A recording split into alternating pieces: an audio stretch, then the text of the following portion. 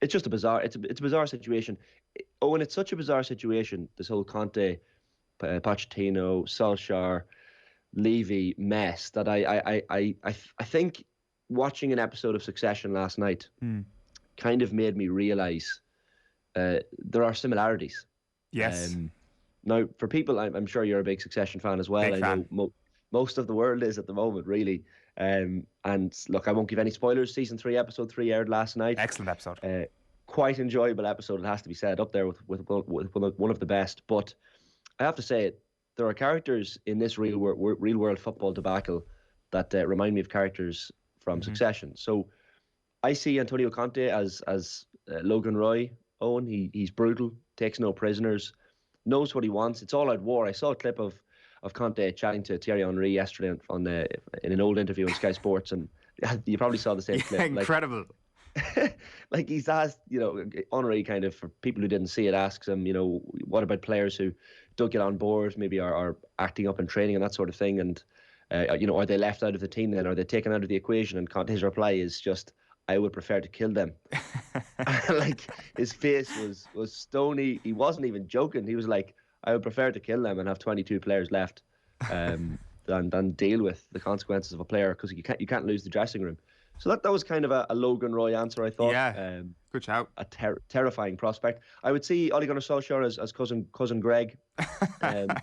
Like, he's meek, a little bit stuttery, but yet capable of big moments when he needs them most. And able to stand up for himself at times, really, really against all odds. Is he snaky enough?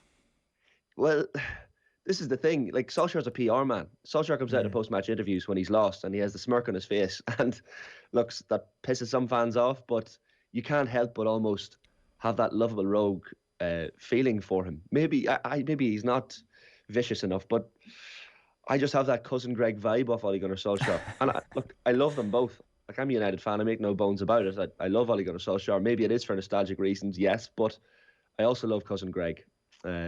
And I can't help that. The best character in Succession, in my opinion, by a country mile. I've got a lot of follow-ups here, Shane, but keep going. Yeah, a lot of follow-ups. I'm sure you're going to have different opinions, but I would see Nuno Espirito Santo as Conor Roy.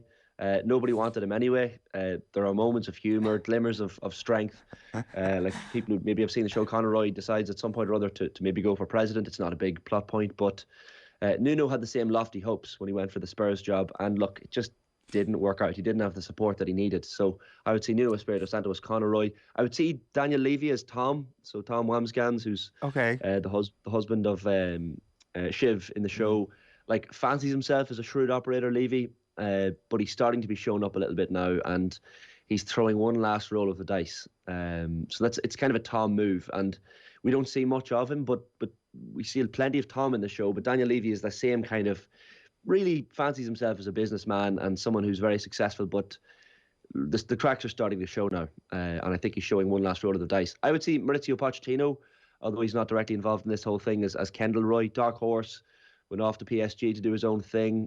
His image is very important to him. He's managing some superstars at PSG now, and we don't know how that's going to work out. Time will only tell, but so at some point or other, maybe he will come back into the mix and potentially be back managing in the Premier League with who knows, Manchester United. He's the joint favourite to manage at Manchester United at the moment. So I would see Kendall Roy as Pochettino, and finally, Owen, I would see Harry Kane as Roman Roy. So gone a bit off the rails. He has his big moments as well. Quirky performances quite recently. Downs tools when he feels like it, and yet he has ambition, wants to win ultimately.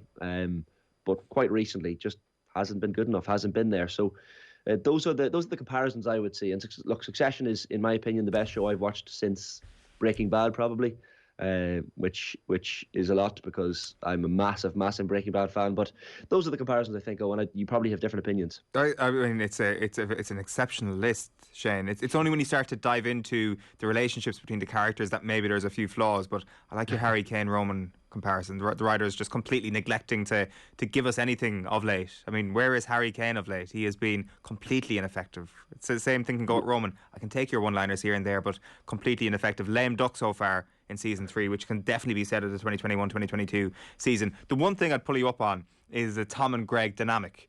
So you've gone for Daniel Levy and Ole Gunnar Solskjaer here. I would almost go. I would replace Daniel Levy as Tom and put Gary Neville into his place with Solskjaer almost as his puppet in the dressing room there. That's what I'd like to see. Also, referring to Harry Kane as Roman is probably borderline libelous at this point. I mean, if you superimpose Harry Kane's face onto some of the behaviour of Roman Roy, you'd probably have quite a dark video that could be posted on social media. But that's a good list. I like that. Has Shane got it spot on, guys? So you can tweet us at Off the Ball and go through the rest of the characters, all the ancillary characters. We'd love to hear who they are in this sort of I guess psychodrama that is happening at Manchester United and at the Tottenham Hotspur Stadium.